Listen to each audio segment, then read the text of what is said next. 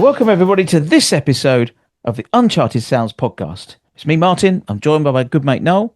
How are you, Noel? Very good, mate. Very good. Excellent. Before we start, get into the detail of this episode.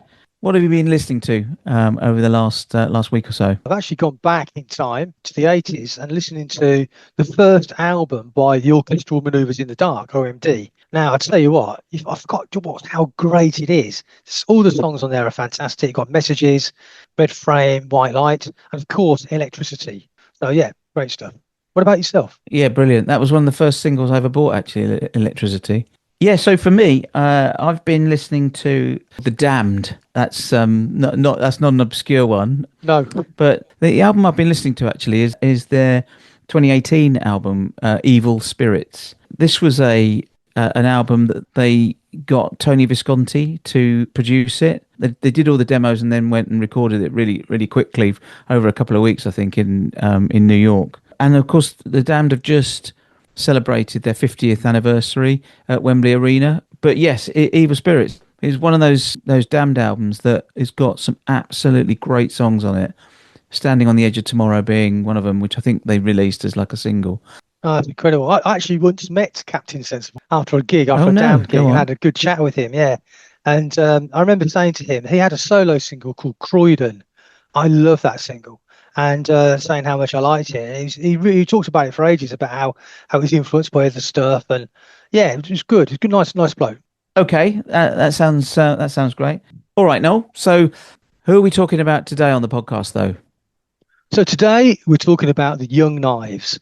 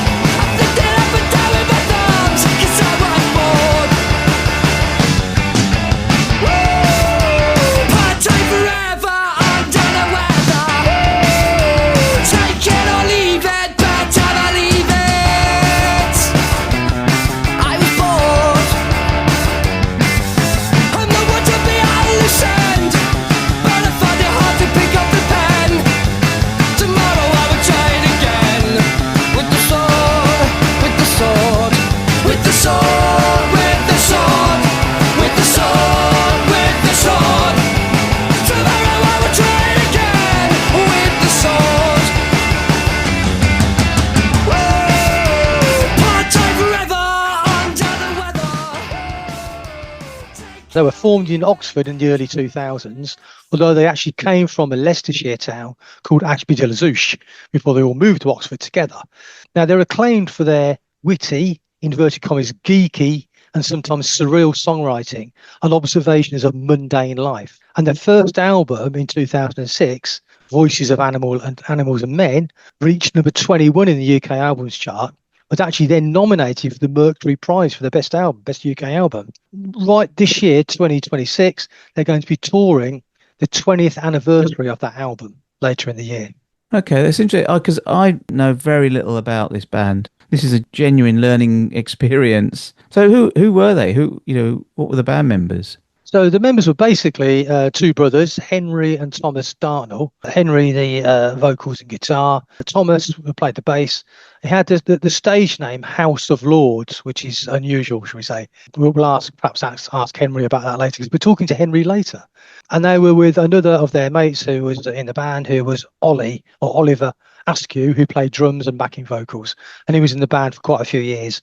So we'll be chatting to Henry later, as I said. So when were they around then? What was their, what sort of period are we talking about? I can't give an exact date, but in the sort of 1990s, when they were at school in Ashby-de-la-Zouch, they kind of got together. I think Henry had originally met Ollie, became mates and started playing music together. They then got Henry involved and got him to play bass as well, along with another guitarist. And they played a few gigs. And for want of a better name, they called themselves Simple Pastoral Existence. Then at school, they used to meet up in some holidays and carry on sort of jamming together and doing a bit of music. And at that stage, I believe they started to learn about recording music.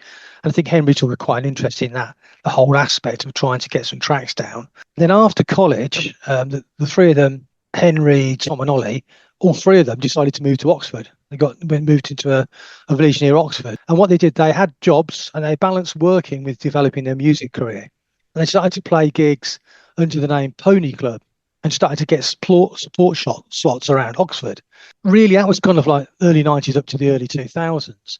But then in 2002, they really got a break because they played a successful set at an Oxfordshire festival called Truck Fest. Back in the day, back in 2002, they would have been the only band we would have heard of. There was a few people on, but never heard of them. But now it's grown and evolved. And this year, 2026, there are loads of bands on that we've heard of.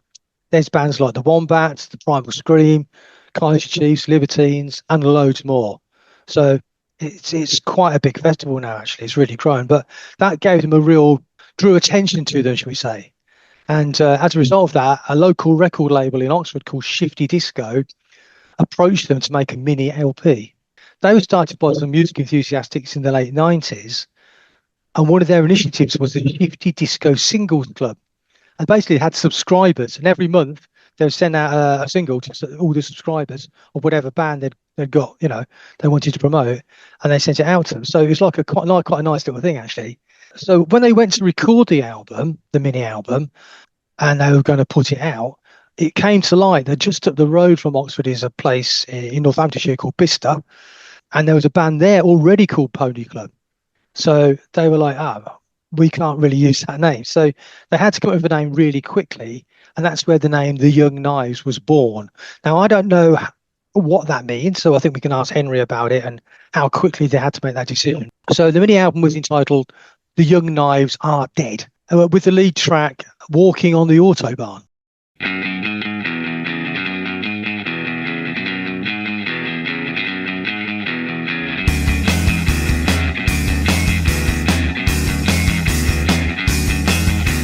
Walking all night just to get my money.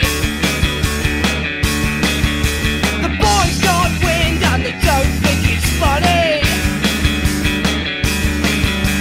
Walking all night just to get to the city. I calls on the boys cause it might get shitty. Walking on the autobahn, walking on the autobahn. Walking on the autobahn, walking on the autobahn.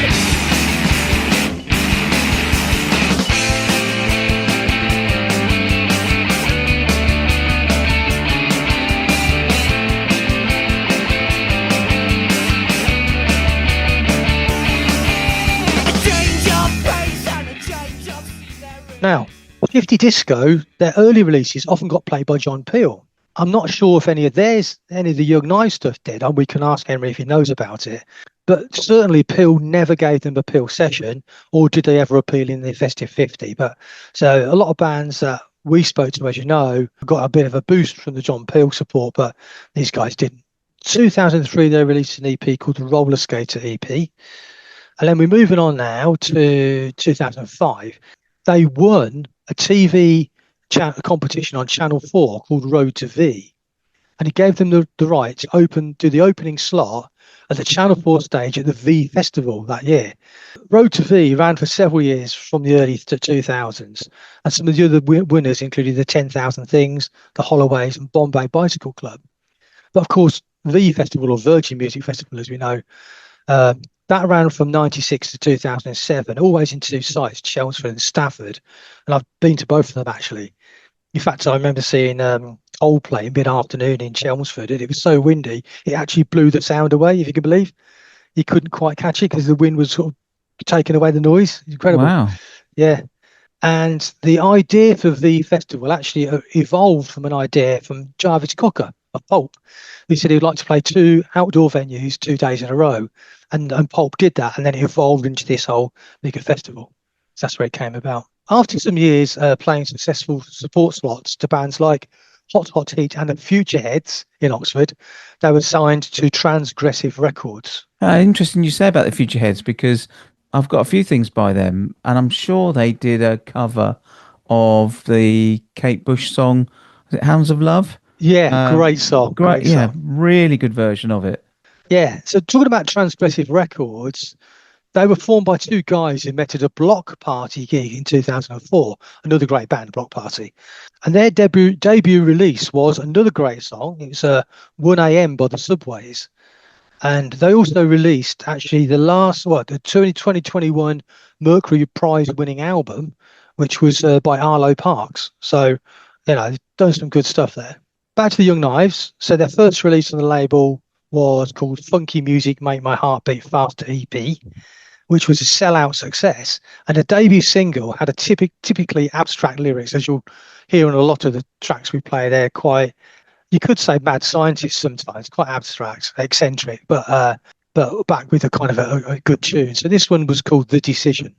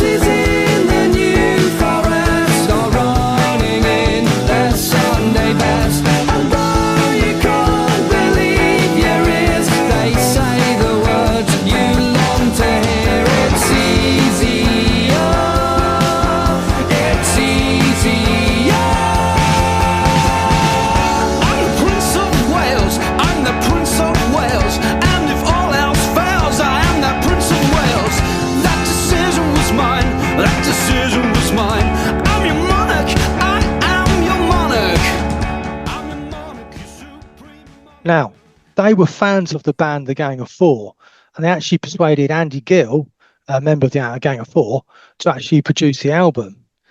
And it didn't trouble the charts until it was released later. Then it did. I'll tell you about that. Okay, I can hear that influence actually in that song. Yeah. So moving forward to 2006, they began to get national coverage upon the release of the single Here Comes the Rumour Mill early in the year, and that reached number 36 in the UK singles chart. It got significant airplay on MTV2 and other video channels.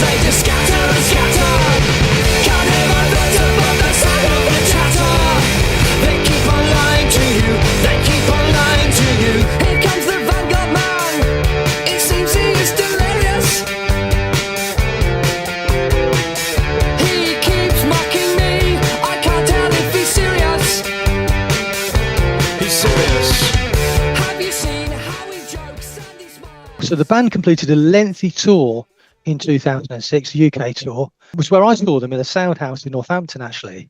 And they also appeared live on later with Jules Holland. So then in July, they released another single from the upcoming album about an ill-fated introduction to his girlfriend's parents called She's Attracted To. And in August, they released another single from the album called Weekends and Bleak Days, and that reached number 36 in the chart.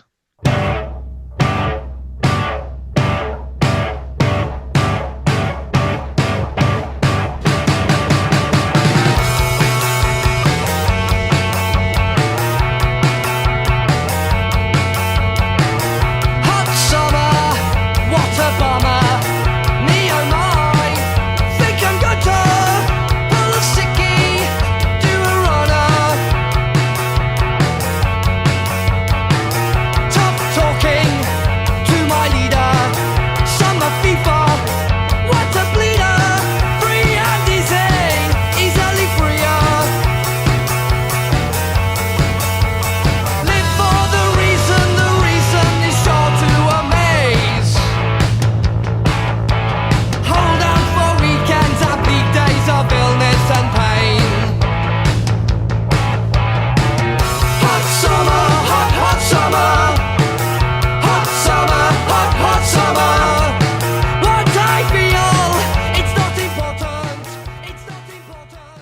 So in September of 2006, they released their first proper album, Voices of Animals and Men, and that reached number 21 in the UK album chart. And the BBC reviewed it, and they said, the Young Knives feel like a breath of fresh air. Definitely geeky, wonderfully weird and witty. There's a huge amount to love on this debut album. So that's a great review there. Well, it must have had something, because obviously they're doing their 20th anniversary tour, aren't they? So yeah, to celebrate that. I mean, for me, I love that album. You know, I play it a lot. So they re-released The Decision, which we played earlier in November, and it reached number 60 in the UK single chart. So moving forward to the next year, 2007, after getting mainstream attention, they received a Mercury nomination. So the Mercury Prize is a prize actually for the album rather than the artist, but obviously the artist effectively is getting their reward because it's about their album. And it's rewarded every year from acts from the United Kingdom and Ireland. It started in 92 as an alternative to the Brit Awards. And previous winners include Primal Scream, Franz Ferdinand, most recently in 2025, Sam Fender.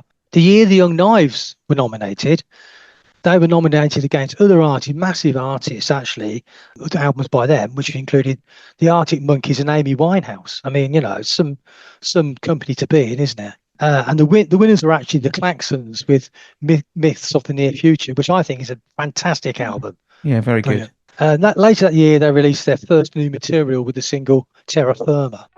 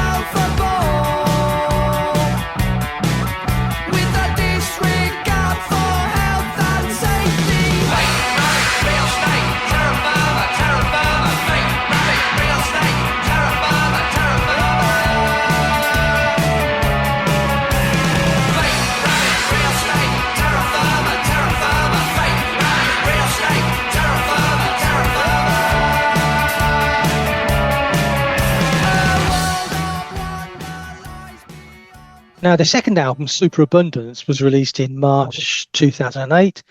It has been described as being admirably building on their reputation for savvy, joyful dissections of the descent of civilization, which is a great way of putting it. I have no idea what those words mean, Noel. Well, they usually their songs are quite often about comments on mundane life and how mundane things are and how things are bad, you know. And we'll talk later with Henry about Loughborough's Suicide, one of his songs, which I think probably falls, you know, quite neatly into that little description there. It entered the charts at number 28 and featured a snappy tune called Fit for You.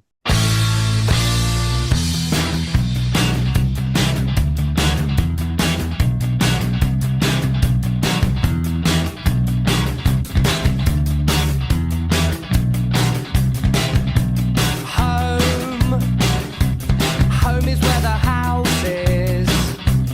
Rows and rows of houses, roads that carry on. Hope keeps you moving forwards. I think you'll walk forever. Don't follow the signs, they are misguided. Despite the design,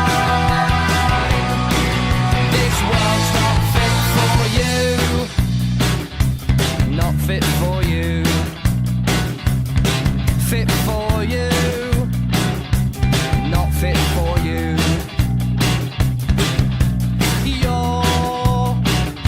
You're walking without speaking. Keep the pace. On one single from the album called Turntail, they were the first band since the 1970s to record from their first take straight to vinyl. Oh, that's interesting you say that, because I've I bought a Record Store Day album by John Otway and Wild Willie Barrett. I Oh, think it was cool. their debut album. And they had re-recorded it straight to vinyl as well. Okay, so 2008, as well as doing loads of UK gigs, they played some significant other dates, just to mention. So they headlined a festival in Hong Kong and played 2 gigs in China. They supported the Kaiser Chiefs at their homecoming gig at Ellen Road with loads of other artists. And they played at the Mercury Lounge on the Lower East Side in New York City, which is like a pretty cool venue, isn't it? So the third album, Ornaments from the Silver Arcade, was released in 2011.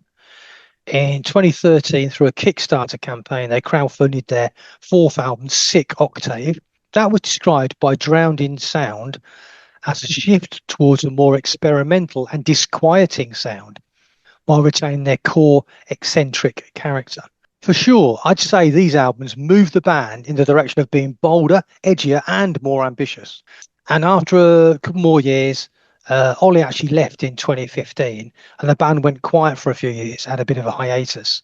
But yeah, those 2 albums, they definitely got more experimental. That seems to be, that word experimental seems to be something that crops up a few times in the way that their music is described. Yeah. It saw them moving in a more mature direction, whereas the first album had sort of lots of tracks that could potentially be singles. These are more serious albums with tracks that grow the more you play them. In my opinion, a bit like Adventures in Hi-Fi by R.E.M. So after the hiatus, the 2 brothers came back, Henry and Tom. They released a single called Red Cherries in 2019. And in 2020, they released their 5th album, Barbarians. But again, labelled as experimental by some. But for me, another really strong album. One reviewer describes it as having an intense and often disorientating attack on the senses. So it explored deep, dark themes of human nature. Certainly that album is one that is a grower, but takes time to grow, if you like. And in 2024, they released a rather good single called Dissolution.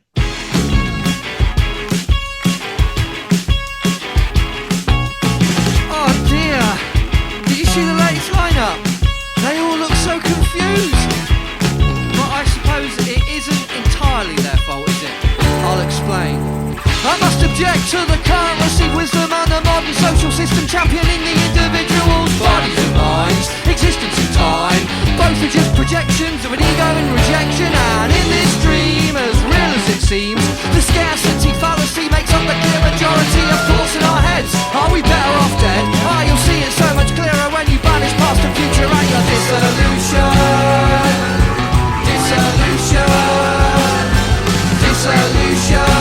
It's all you need. Why are we still putting up with it? Isn't it obvious they're the worst roommates ever? So after another 5 years, they released the album Landfill. Now, for me, after Voices of Animals and Men, it's my second favourite album by them, actually. I think it's back to some really great stuff and much more easy to listen to, I feel. Buzzmag gave it 5 stars. One reviewer described it as a bizarre, comical, quizzical, and as philosophical as a modern-day Socrates working part-time as a London cabbie. Which is quite funny. Great description. Yeah. So they've still got the kind of like the eccentric stuff going on. There's some great songs in there, including Ugly Houses and the single Cause and Effect. So that's it, really. That's the band. Okay, so we're going to have a chat with Henry now. So let's do that. Henry, welcome to the podcast. Thanks for having me. Pleasure to be here. So I guess we sort of kick off with, are you looking forward to the anniversary of doing some concerts around Voices of Animals and Men? Not much. No, a joke. Yeah, of course. Yeah. I think we always said that sort of in the past we've been a bit reticent to revisit stuff that we've done. We're always pushing forward slightly. So there's definitely, we don't want to be a retro act because the past has gone and it is dead and no more, and therefore we should be living in the present a bit more. But I think it's all about having a bit of fun. So it's a good record. So I enjoy it now. It's a certain distance. I like how straightforward it is to play. So that's quite good. It's like there's not much going on there apart from guitar, drums, and bass. So it'll be fun to go out and just do that. And I think at this point we can probably bring something to it that perhaps wasn't there. I think we're more skilled as players. And I don't know if that's a real thing to say, but we're definitely are aware of the stage a lot more when we're playing on stage. I think we were just a bit blind and we just used to go mad, which I think has its own thing. And I'm not sort of suggesting we're sort of more reserved now, but it's just, I think we just know how to do it a lot. Like, it's much more fun now than it used to be. It used to be quite stressful when we were younger. There's a lot of expectation and all that kind of business. And it was quite tiring because we were doing it all the time. So I think we often weren't giving our best. And now it's just, we do all this sort of thing. It's a real joy to be out on stage and with a room full of people. It's a lot more interactive than it ever used to be, I think. We appreciate an audience a lot more than our younger egotistical selves. So, yeah, I think it's going to be. We'll see. Whether it's an enjoyment. I think I find with touring generally, it's sort of not. It's like it cancels itself out. The joy and the pain. It's like quite a lot of things in life where they sort of equal each other. It's quite painful touring. It's quite uncomfortable touring, but it's also incredibly joyful touring. So it's a definite mixed bag. But I'm up for it 100%. Excellent. What do you like at looking back? Do you mind looking back, or are you a looking forward sort of person? Are you what's your, neither? Okay. Neither, if I can help it. I don't The think present. I think there's a lot, far too much. You can look back and feel sad about the things you've lost, which is a form of pain and fear, and you can look forwards and worry about the things that you're going to get in the future and how it's all going to turn out, which is also similar. So I don't tend to worry about where things have gone or where things are going with the music stuff. I think it's which is what I mean kind of by that we enjoy it a lot more. There's a lot of I think young bands, maybe it's a lot of bands and maybe it's all bands, but you're vying for positions on festival bills and you're looking at and thinking, why didn't we get that? Why are they above us on the bill? And there's a lot of people talking about that around you as well, because you're in the music industry and everybody's trying to maximize the potential of a band, which is a great thing in one sense, but in another sense it's quite confusing and distorting, because you think about success in very worldly terms. You get convinced that there's this kind of playlists on radio and all that kind of stuff. So I don't look back on it with any sort of, it was completely worth going through the whole thing to get to where we are now. It's a part of the whole, I'm going to say the word journey, for want of a better word, where you go through the mill of all of that stuff, only to realise what's a bit more important. It's such a nonsense. There's so much noise and nonsense when you're teetering on the brink of fame and success. Again, words that need redefining a little bit, but we're obsessed with it. So it was a great education, put it that way. Okay, so looking back, he said, Yeah. well, did you have any early influences then as part of that, when you first started out in music? Musically or just generally? Yeah, I guess so. We grew up in a fairly rural sort of provincial area where I don't think you ever had the idea that I wouldn't know where to start about being in a full-time band. I didn't know anybody that was. It all just seemed to be everybody's, you'd go and play in the pub and all that kind of stuff. And then I think a few things came out that made me realise that maybe it was possible. Things like Supergrass, when Supergrass came out, they're pretty much the same age as us, but they came out so young. They were so young, 17, 18, when they were first putting music out. And I thought, hang on, this is it's entirely sort of possible for a young band to just to break through. I didn't quite know what it meant, but they were quite an influence, and I really like one that turned because when you're at school, you tend to just listen to what everybody else is telling you to listen to, and I found the band Pavement when I was about 18, I think. And I thought it was hilarious because it was just I'd never heard anything quite so all over the place, but melodic at the same time. And that, I think I was quite obsessed with Americana as a youngster, watching a lot of American TV and stuff. So I didn't tend to be that influenced by stuff that was going on in the UK. I liked the kind of, what's the word? I liked the kind of, the feeling of it being from somewhere else, So I really, Pavement was probably my first obsession, or one of my early obsessions that sort of stuck with me because they kept making music. And it made me think that I could do it because it wasn't particularly bothered about musical. It felt like it wasn't particularly bothered about sort of hi-fi musical ability and, showmanship and all that. It was a lot more scruffy and a lot more like a fun thing to do. So me and my brother both found that very inspirational, I think. Yeah, I used to know some guys who were really into them. I don't really know them, so I'll go and check them out after this, actually. So, yeah. Interesting stuff. So, going right back in the day, dial right back, to tell us about meeting Ollie at the school, at Abbey School, I think it was, in Ashby-de-la-Zouch, and the early bands that you were in. Yeah, well, I was in a few bands. I think I never did music at school, but the music room was a cool place to hang out. So I sort of went and started to get influenced by the people that were there and joined a couple of little bands. And Ollie was drumming. I didn't really know him, but he drummed in a band, and we were on like an all-dayer, and I watched his band. I think his band were called Slag, if I remember right.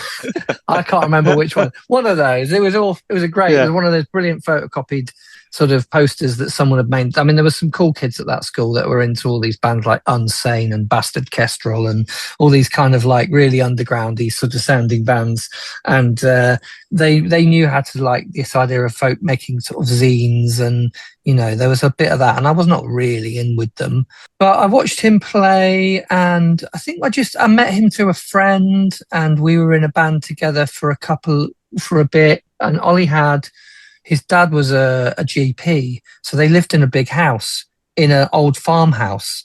So he had access to resources, which was he had a drum kit, which was pretty amazing from anybody's point of view. Yeah. And they had the room to set it up, and you could play it, and no one cared.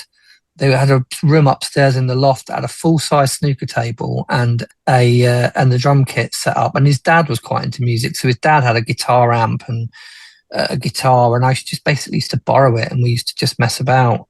And I just liked going there. I lived in my parents' house is quite small, and sort of, there wasn't you couldn't really make a lot of noise in it. So I kind of liked to get on my bike and cycle to Ashby and just hang out at his house at the weekend, because his parents were a bit more bohemian and allowed all sorts of, you could go and make yourself food in the kitchen and it didn't matter. And, smoke weed. That was one of the things that definitely a little bit of that.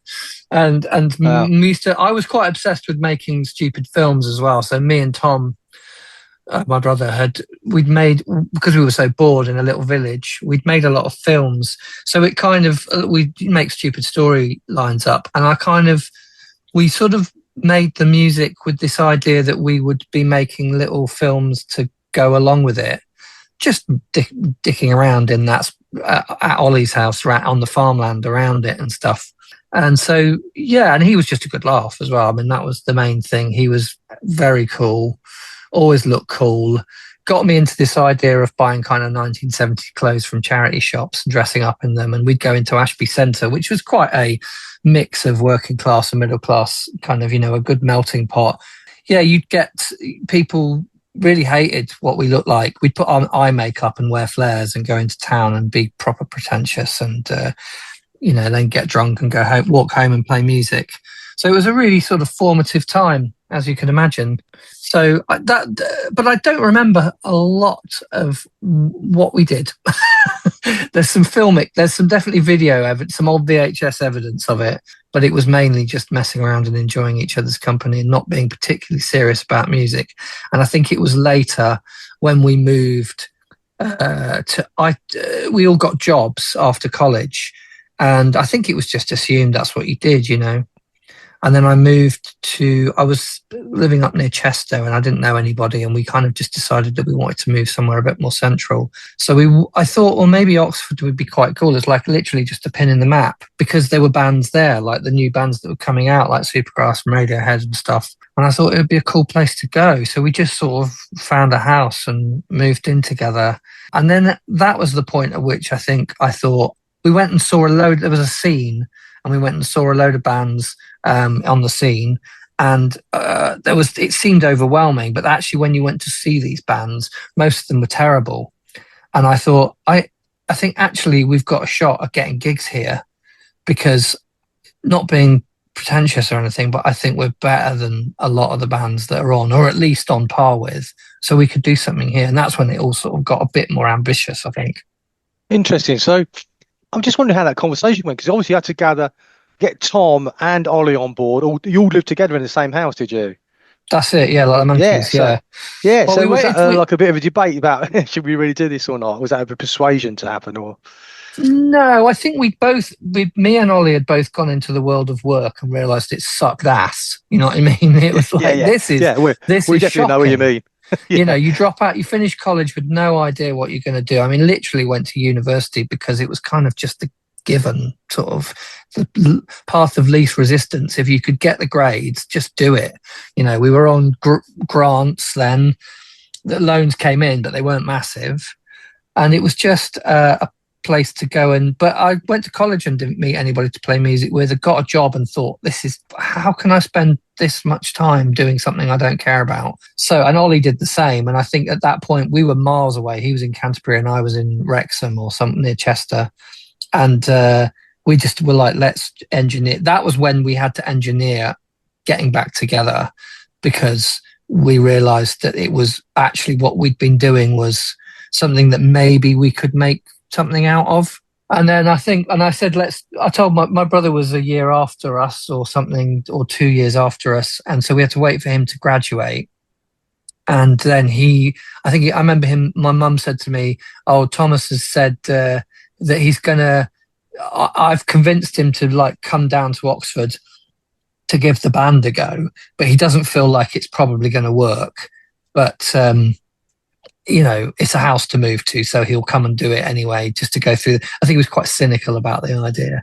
But I don't even think we were thinking famous. I don't think we were thinking successful act. I think we were just thinking maybe we could make a living out of it or something. I don't know. I don't even think we planned it. I don't remember planning it, but we definitely took it very seriously. And it was certainly something that most of our free time was involved with. Living together meant that we just went down the village hall and rehearsed, and it was always about bringing something that you could, coming up with something you could take to the rehearsal space that would entertain your friends. You know what I mean? Yeah.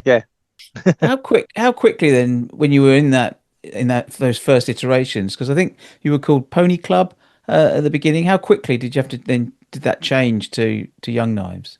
When we first got to Oxford, I can't really remember, 99, we were moved in together, I think. And I think a year or so, we tried to get some, it was very closed. It was a closed system. It was quite hard to get into. So we did a couple of crappy supports. We got like Demo Dumper. The local zine called Night Shift, which still runs, which is a great boon to Oxfordshire, having still a music zine that comes out every month. We got Demo Dumper first a couple of times. I mean, we were literally making up how to record stuff with the first computers and all that kind of stuff, and a 4-track recorder. And so we got we weren't having a lot of fun. And then they reviewed one set of demos that we did that they said were really good. We got Demo of the Month or something.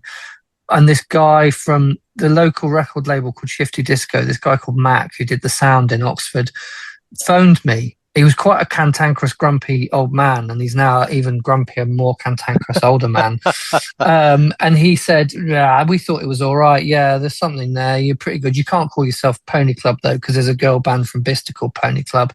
So we immediately tried to change. We just sort of changed it on the basis of that. Someone telling us that we couldn't be called that, which is a bit crap, really. We should have just said, "Fuck it, we're going to be better. We're going to be better than that band, Pony Club." But we changed it to whatever. We had that horrible process of coming up with a new name. But it still took ages. We got an EP in Oxford released in 2002, and then that all went flat. So it was another 3 or 4 years of just trying to book gigs for ourselves and driving ourselves around. 3 or 4 years feels like an eternity when you're in your early 20s. So it took quite a while for anything to happen. But then it could have not happened at all, I suppose. So that's, a couple of years of messing. It was a good learning ground. So the actual name Young Knives, how did you come up with that? Just literally going through books and stuff, trying to find stuff. We had a book, some medieval poetry book that had some poem about young knaves.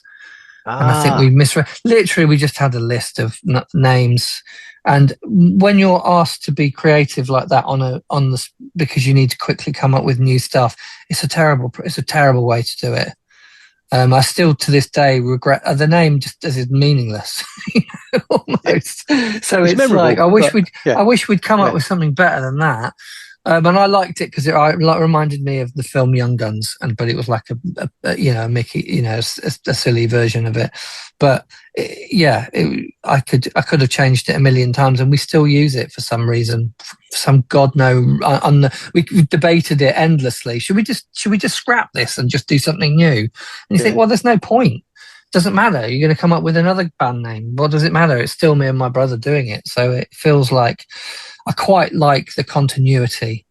Yeah, and it's absolutely fun. I think it's fun to just do, we could have done loads of other projects. People tend to just disband bands, but for us, it's so meaningless anyway that you might as well just keep calling it the same thing. I mean, we've never been really stuck to one concept of what it is, but it's a thing that people can sort of understand. And I think that's almost like what people expect from us is to what they're going to do next, rather than it needs to be another Young Knives record that needs to sound like the first album. But it feels like it's a fun thing to just give it a name that's the same, but use it to do completely different things. I mean, might just as well use our names, Henry and Thomas.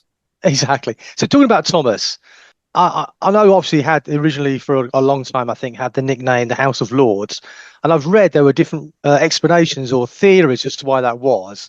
There's one I particularly like, but what is the truth? Oh, it's that he's the grumpy second chamber. Yeah. Oh, it is. Yeah. It's that Ollie came up with it. We were doing some demo idea that we had. I think it was just a cover for a demo that we were sending out to, Steve Lamacq and all those kind of things. And we liked it, but we thought we better wait. He said, I think we'd better wait until the House of Lords gets home before we send it out. And I was like, that's a good one. Quite like that. Should use it. I thought that was the case. He does everything. He does still go through by that name in the band as well, because it's a good name, isn't it? Why drop it? I mean, I don't call him it, but he's down as it in my phone. Oh, right. Okay. I like that. So you talked about 2002. Tell us about the Truck Fest and the experience of that. I can't remember how many times we played it. The only reason I can remember that we have is I've got photographs of it. I don't really have a great memory for things like that. I know it was fun. I memean, Truck Fest was a bit more of a local little, tiny tent festival. The stage was actually on a truck. And I live about 3 miles from that site now here as well. Oh, right. So I'm really cool. close to it. Yeah. But it was a fun night out. I was thinking about this the other day because we had a conversation where we could try and remember my sister crowd surfed for the first time at Truck Fest. And she's quite a sensible grown up now. But we were trying to remember who it was that was playing the headline set at Truck, and we realised it was 80s Matchbox Beeline Disaster. Oh, right, yeah, those guys. Yes, and they were incredible. It was amazing, but yeah, pretty horrible camping, probably getting drunk and all sorts of things. And the Rotary Club were there, definitely, with a stall. It was very strange. It's a very strange little local festival. But yeah, as to playing, I think we were very. What I do remember from the photos is that we were all quite overweight and incredibly full of energy. So that it was just every time we played something like that, I'd end up walking on my hands and jumping off things, and just drenched in sweat in a kind of tweed suit or a brown suit of some description. So always very, very red in the face and sort of with glistening foreheads. I can imagine that with a tweed suit on. Tweed suit on, hot. Yeah.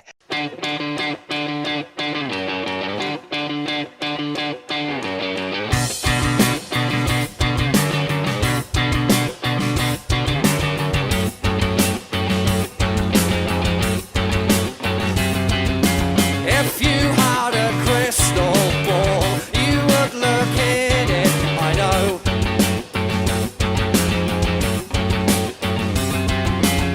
You might just catch a glimpse of something like a ripple in a well. Yeah. I love my name. I love my name. I love my name.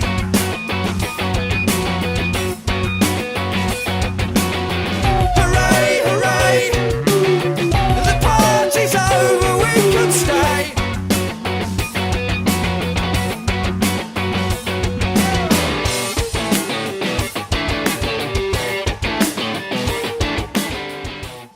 So the tweed suit, that image, was that a conscious choice, almost like a kickback to push back on the likes of Johnny Borrell and, Pete Doherty and those kind of black clad kind of indie boys? That kind of was that a conscious choice to do that? I think it just stemmed out of where we were dressing from charity shops for fun, because it was an affordable way to look different. And we were quite in awe of, obviously, Jarvis Cocker. There was a big thing of that kind of slightly naff, slightly kitsch look.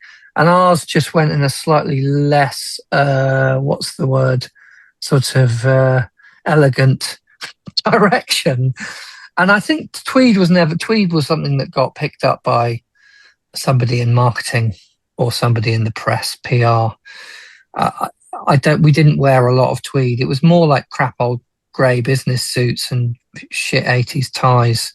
I did have a tweed jacket, and to be honest, it became a bit of a thing. It was a bit of it became so much of a thing that it was immediately, I'm like, as soon as something sticks, my intuition is to rebel against it, because it felt like the image was almost more important than the music, which I think was probably was a bit of a problem for as a problem. It was how it was supposed to happen, but it didn't feel great, and we were immediately like, right, that goes out the window, But then what do we do?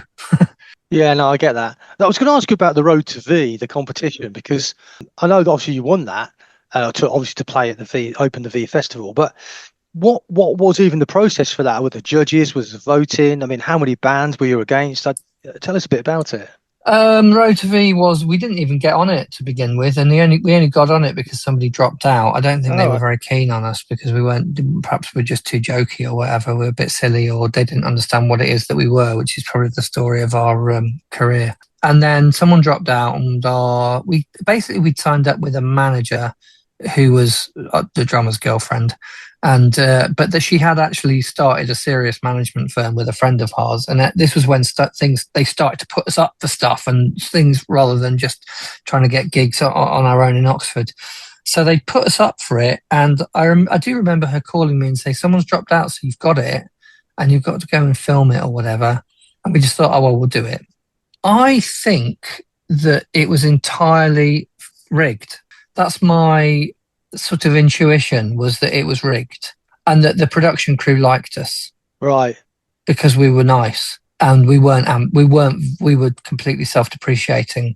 And I've got a feeling that at that point, it was back in the day before the kind of telephone TV, telephone. What were they? What did they? There was a kind of a scandal, wasn't there, where people were phoning up and it was charging money, and then those votes weren't actually happening, or whatever. Just about it was. the money. I can't remember where. I can't remember what that was. But anyway, it was before that, and I've got a feeling it was basically part of that. I mean, I don't want to cast aspersions because I don't know for a fact. But there were bands that there was an early iteration. I don't know if I mentioned, but of a band that do reasonably well, who are more of a rock act, but they were called something different, and they were there, and they looked the part, skinny, and they brought loads of fans in a bus.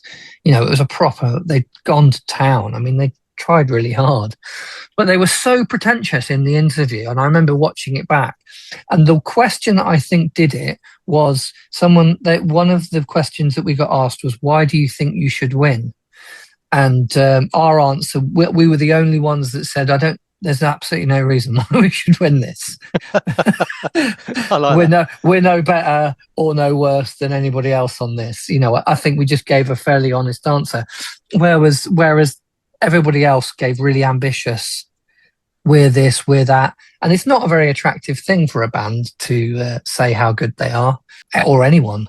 And I think, I don't know, just it felt like the right answer. And my feeling is that I said that, and then they were like, yeah, let them have it. They're hilarious, really. And from that, and I think probably it did do us a huge solid, I mean, what a jump. I don't know if it did, because things were already moving in terms of, I think we'd already talked transgressive and stuff before, but it certainly was on everyone's radar, because back when people watched 4 channels of television, and there was a bit more of a kind of a, central attention for things like that. I was going to ask about the transgressive deal, actually. I mean, how easy was that to sign? Was that fairly straightforward for you? Oh, I don't know. Can't remember. I'm so good at information. They were sort of a singles club at the time. I think our manager knew that they were in talks with a major record label. I think maybe he saw that might be a potential, like we'd signed to them.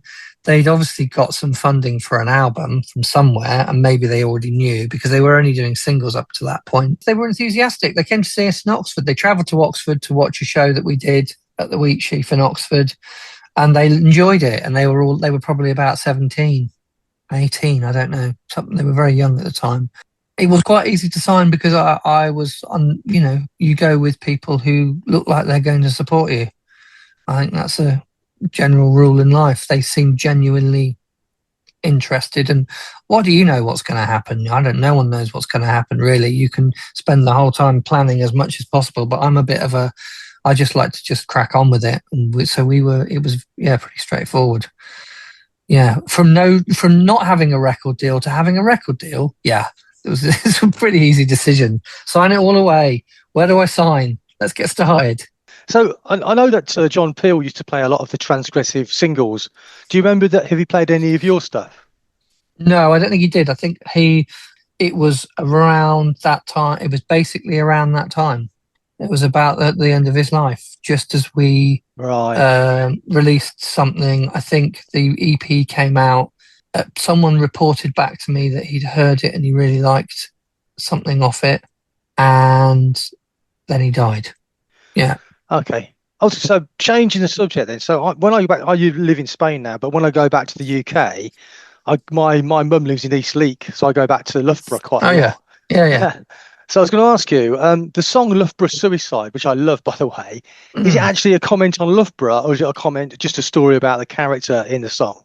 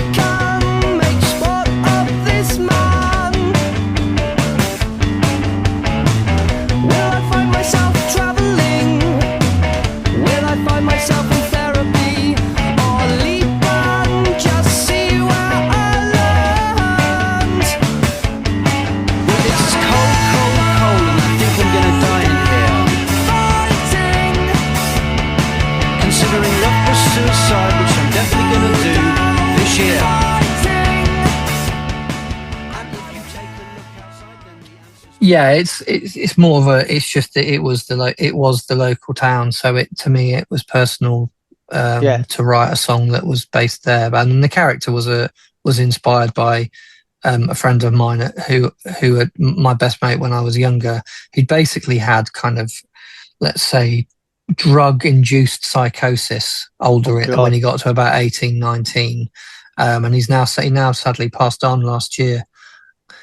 But I just sort of felt like that kind of like oppression of somebody where we all went away, and he stayed there, and all his friends left him. And I just and then you sort of like knock about in this place that we were all desperate to get away from. Nothing particularly against Loughborough. I mean, to me, Loughborough was the big smoke from where I lived. But so it was just set there really. And it had I could name check bits of it in the song, like the Carillon, which is the bell tower in the middle of the park there. So that seemed like a good place to commit suicide. So it had to be set there. Yeah, interesting stuff. So how do you get nominated for a Mercury Prize, and how did you find out? How do you get nominated for a Mercury Prize? Well, you just have to be shit hot. I mean, you have to be in the right place at the right time accidentally, I guess. You have to have things on your side. Depends on what you think the outcome's going to be as well. I mean, they had to trick us. The management team had to trick us, or they felt like they had to trick us to go to the announcements. We were recording the second album in Glasgow, and we were told we were being booked flights to fly to London. Oh, it's so glamorous, isn't it? But not told what it was all about. Oh. And because I'm not aware of anything that really goes on in the news or modern culture, and never was, I didn't know that that's what was about to happen. So we were, and my mate texted me as we were walking to the wherever the hotel it is that they announce it, and said, "Oh, congratulations, dude." And I was like, "For what?" Because I hadn't heard yet. Because they knew that they had to not tell us, because that I would say, "Fuck that! I'm not going to that." What prizes for who's the best at music? Nope. I really, really, really, really hated all that nonsense. I don't hate it so much now because I can sort of see it with a level head, but I really didn't. It just sucked. All of that kind of stuff sucked. I hated all of the industry stuff, everyone hanging out with each other, saying how great everybody was. And, you know that you're not there because you've written a great song or whatever it is.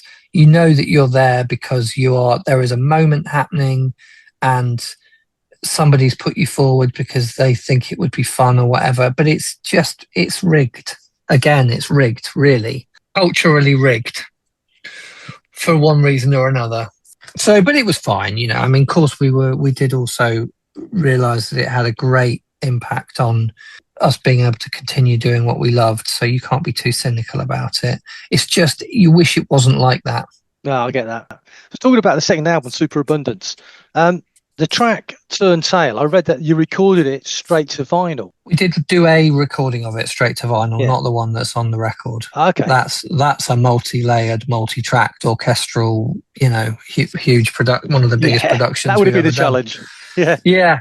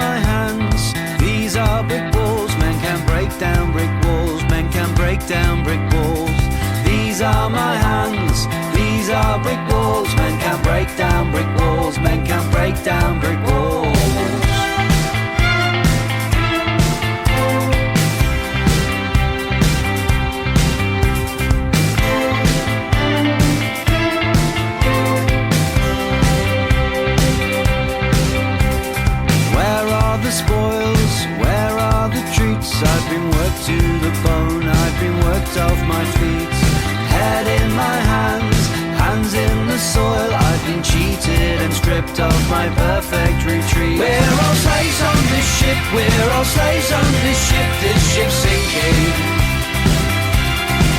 We will not reach the shore, we will not reach the shore, reach the shore.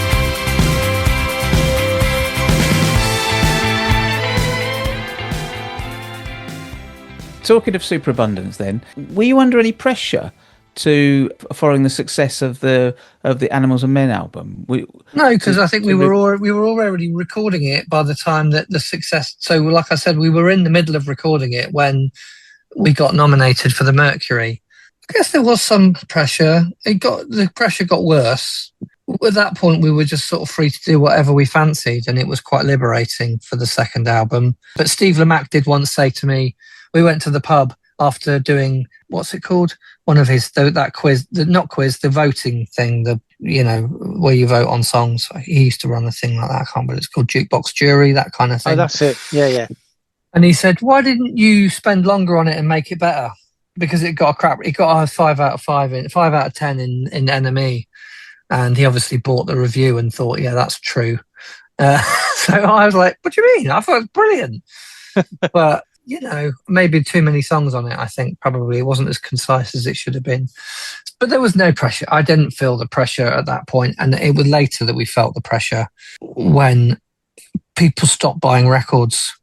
And so margins were a lot tighter. Very quickly after that 2008 period, it became a bit of and you were fully involved then, and your mind was fully indoctrinated into this kind of like climbing the ladder nonsense about, where bands go and how you get to the next level. And it make you feel that was quite sickening after that. Just a generally not a very nice feeling. A kind of a general background malaise to making music, which meant that at a certain point we had to kind of retake the reins from being told what to do and get rid of everybody that told us what to do and just do it on our own terms. And I would say that you were talking about if there was pressure to write the second album and how if people were expecting from us and that we were feeling that kind of I was trying to say like you had to perform a little bit. Well, luckily in modern day you can actually do quite a lot of your own and control it yourself quite a lot more, which is even though we might all complain about the AI and the new internet culture, we've really sort of like found a direction with it that's kept us afloat and kept us actually enjoying music in the modern day and age that wasn't there, back in the day where you were just relying on record labels and people to managers to push you into things. You can do so much more of it yourself. That's just my little aside. So your music has definitely evolved. So I was going to ask, there are points where you got a little bit experimental, I'd say, and things like the children chanting on the record. Oh, yeah. Is that almost to challenge the listeners a little bit, be a bit provocative, do you think? Possibly, but most of it hopefully is that, when we first got dropped from our major record label, we tried to make a record. Our manager at the time was like, you've got to buy your freedom, was the line. And I kind of believed that for a second.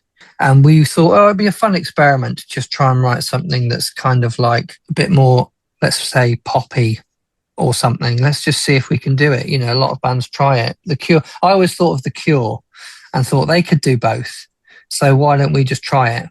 And it was a bit of a damp squib. And I thought, we just need, I read Stuart Lee's book about him nearly quitting comedy and then realizing that he had some mate of his said to him, you only need 4,000 people to support your career and you can do whatever you like. And I thought, yeah, actually, I think there's something in that. We can do whatever we want. So we kind of sacked our manager again because I said to him, you're not going to like the record we're going to write. You're not going to like it. But we do whenever we just go and do something crazy because there should be an audience for it. And I didn't worry too much about I thought it was going to really annoy people. And it didn't really annoy people. Some people it really annoyed and some people it really inspired. And you just get a new audience as you go along.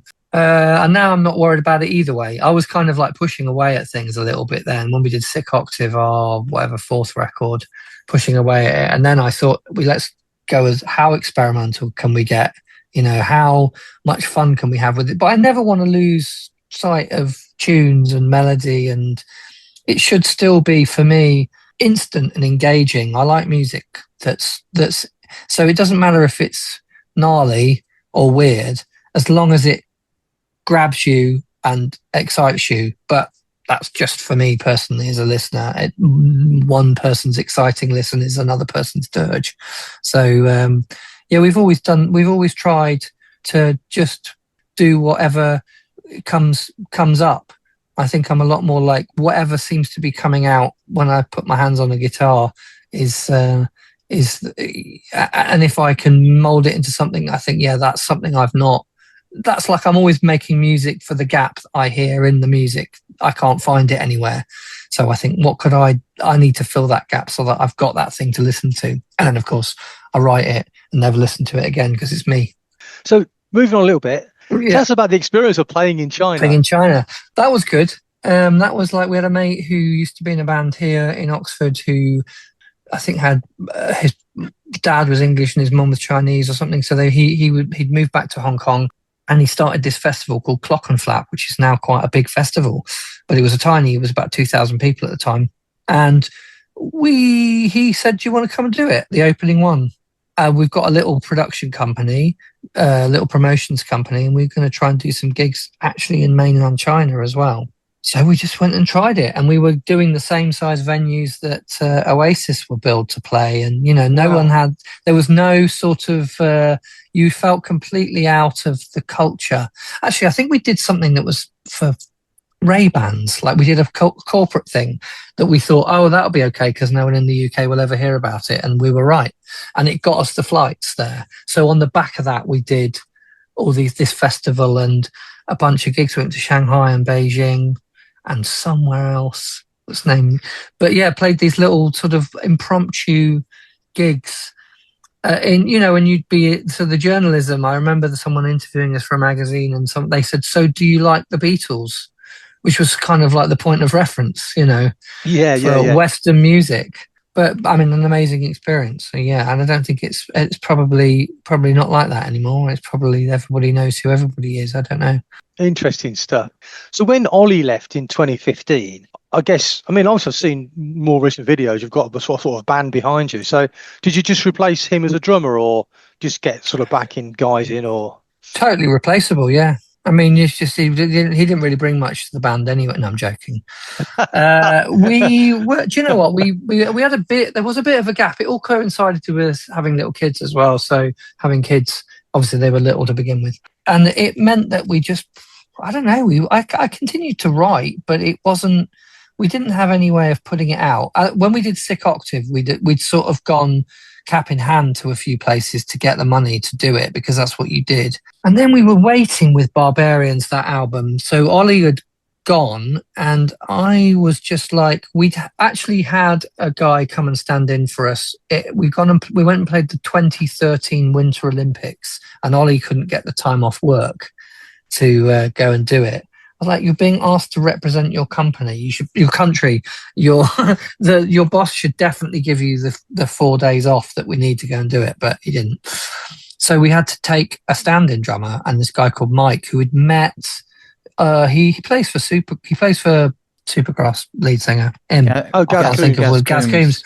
He plays in his band. But he played with a guy called Ollie Ralph, who we knew back then, who came on tour with us. So I knew him from a tour we'd done for Sick Octave and the Ralph Band. That's what they were called. And he was a sort of drummer for hire. So we got him in, and he was great and very quick and a very professional guy. So after Ollie left, we said we'd just do some stuff with him. And but there was a massive gap. We were just waiting again for like our new manager to find some way of releasing it, which just took forever. And we were making it all completely ourselves again. We weren't even getting someone to mix it. It was the first time we did it all ourselves. There was no rush, to be honest. There was no rush. So that's why it took 7 years between the two records. Yeah, brilliant. So what was your favourite song to play live? Don't know. Not to worry. I know. I like. There's a track on Landfill called "No Sound" where I play the bass, so I really like that because it's just a change from the pace. And I also really like playing Barbarians, the track off Barbarians, because it's just, I know it's going to get loud. And I know that the way that we've put together that is so different from our 3-piece band stuff that it just is, it shakes the room because there's a, you know, it just feels like just a real big moment. But then I still really like playing stuff off the first album. I really like Tremblings of Trails off the first album because it's a really laid back. It's just a quite serious, to me, it's like, it breaks away from the sort of chirpy, cheeky, chappy sort of 2000s indie. It's just a song. It's just a good song, I think. One that I enjoy listening to, so I enjoy that. But, you know, they're all good. Terra Firma, that's a good live one. It's an absolute piece of piss to play, so you can just go wild because there's just nothing to it. It's just sort of like simple guitar. I like going back to those early ones because they're so easy. And you know, we've like on the last record on Landfill, there's a track called Ugly House, which is written in 7/4 and changes to 6/4, and you know, changes time signatures. That's hard to play and make sound good. You have to concentrate on what you're doing to make it not sound like all over the place. Go back and play Weekends and Bleak Days, and you're like, I don't even have to think about this. This is like, She's Attracted To. I don't even have to play it right. I can just, Tom can play the da da da da da, and I can just jump around. I've got a magician's microphone, so like one of those things you just put the mic on a collar around your neck. It doesn't really work. And my guitar's gone wireless. I've got a wireless thing for it. So basically, at that point, I'm just smashing the strings with my hand and screaming into a microphone and jumping into the audience. So there's something to be found in all of them. You know, those moments should be sort of like mayhem, and then there's some like, you know, nicer moments that where you can sing it properly. I mean, there's a piano track on Landfill called A Memory of Venom, which House wrote, which to me, that's completely different. We did the first song on the encore as that, and it's like you've just had like us do She's Attracted To, or no, well, something loud at the end, I can't remember what it was, and then we come back on and we do just, you know, I play the piano, which I've never done on stage before, and he sings. He's got a good voice, so I get to rest, and it's just another, I like those sort of moments where you can just do something unexpected. It's always about doing the unexpected, I think. I like pranks as well. It's like you're always pranking the audience, and they think they're all laughing, and then you talk about death or something. You know what I mean? Okay. All right. Look, thank you for your time. We do appreciate it. You know, bearing in mind where you are now, is there something that you look back on as a favourite memory so far that sort of stands out for you? I think it was the decision at the point that we got dropped, that the feeling of like, this is like an opportunity. And I remember like people getting dropped and just immediately disbanding, you know, thinking, oh, well, that's that over. And I was like, these people cannot define the music. You can see it's going down the shitter anyway. You can see that it's falling off the edge of a cliff in terms of like how you monetize music. It's all changing.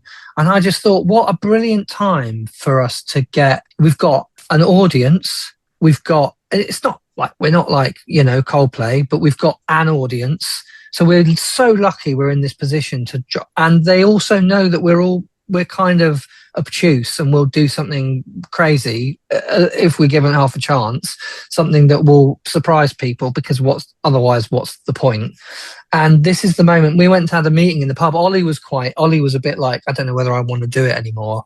And we went to the pub and I basically I talked him round and he went, you've done a very good job of convincing me. I was like, fuck it, man, we can do whatever we want. And it might not work, but I think it's going to be better. You know, we can be noisy and dirty and messy, and that's what people want from music. And actually, we're freer now to make mistakes or maybe make some breakthroughs than we were when we were having other people tell us which were our good songs. You know, that was just so boring and so demoralizing. Like, we knew on album 2, we had a song that we'd written called Up All Night that we hated. Straight away, we thought, we don't, not hated, but we don't this sounds like da, da, da, da, da, da, you know, one of those indie bands. And it just sounds like that. And maybe we shouldn't play it to the record label. And we were right. They were like, single one, that's going to be the one.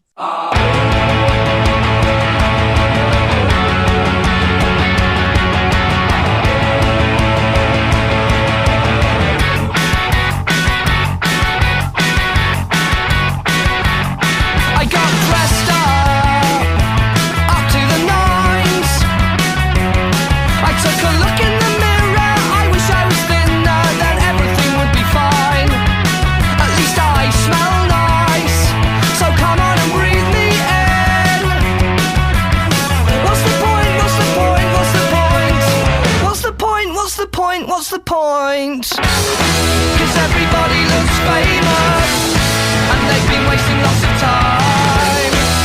Everybody feels special tonight.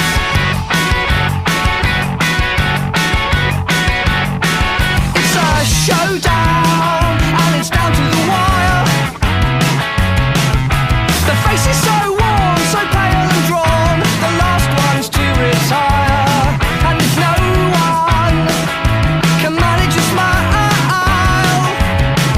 Well, what's the point? What's the point? What's the point? What's the point? What's the point? What's the point?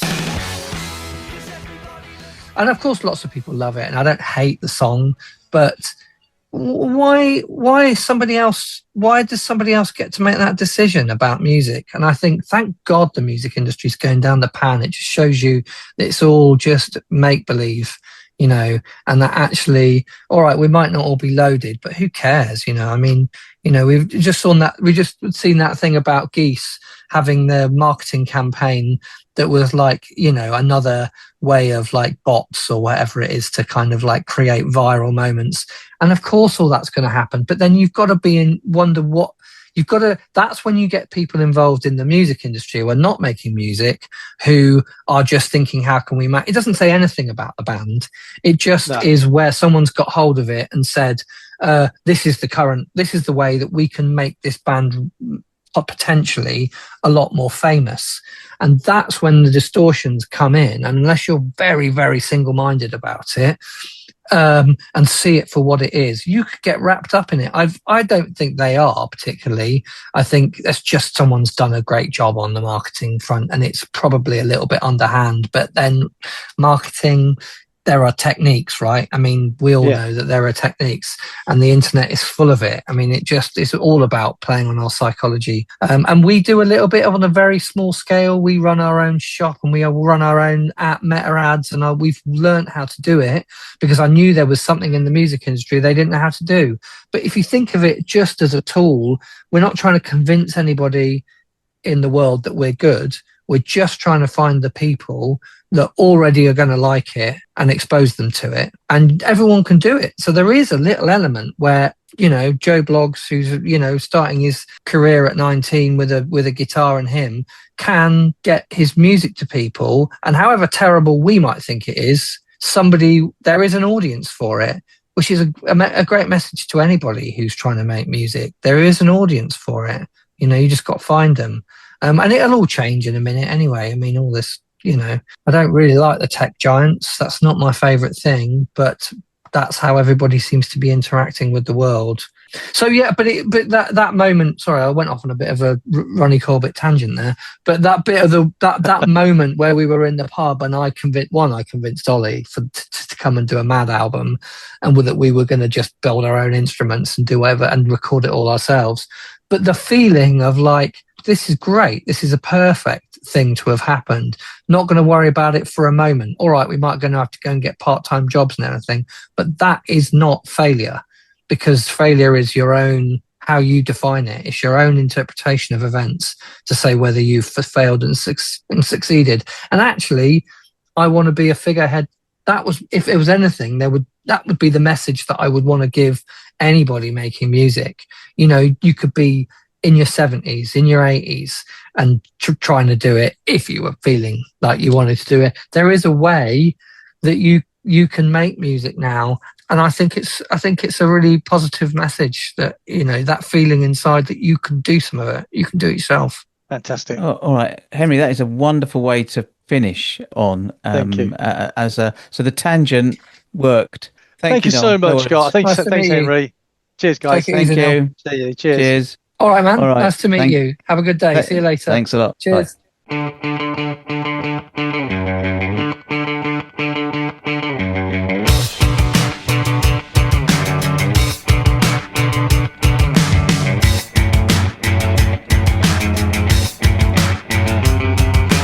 If you had a crystal ball, you would look in it, I know.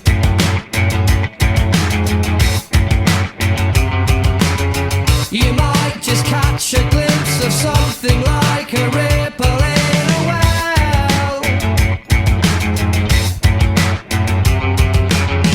I love my name. I love my name. I love my name.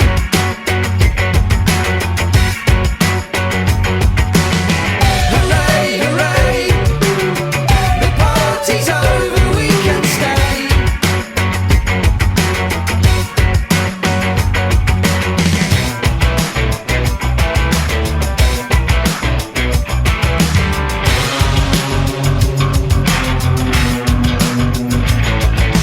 Laughing at your tire tracks. Take a backseat, wait for 10, then blow. Well, thank you for listening to this episode of the podcast. Now, as you know, we do our research from a variety of sources, but if you want to add any more detail for us or even correct us on anything, then please do get in touch with us. Where can they get in touch with us, Noel? They can contact us on our email address, which is unchartedsoundspodcast@gmail.com. And of course, you can also get in touch with us on our Facebook group, the Uncharted Sounds group, as well as our Facebook page, the Uncharted Sounds page. And of course, you can also contact us on our website, www.uncharted-sounds.co.uk. And once again, thanks to Crashland for writing the theme tune specifically for our podcast. Thanks, everybody, for listening. Thank you.